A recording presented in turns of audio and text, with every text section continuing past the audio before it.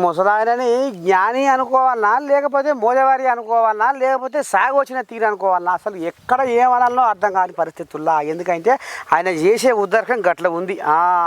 ఏందో ఏమో ఈ నడుమంతం బుద్ధుడు పాడు కూడా చూడు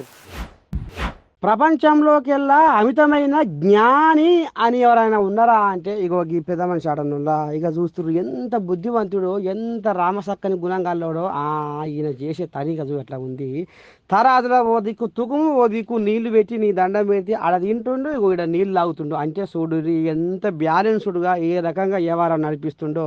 అబ్బరకొండ గిసబొంచి చిత్రమైన వేషాలు వేసుకుంటా పబ్లిక్ నవ్విస్తుండులా ఈ ముసలోడు చల్లకుండా ఇక చూడు ఎట్లా ఉందో ఈ ముసలోడు భాగవతము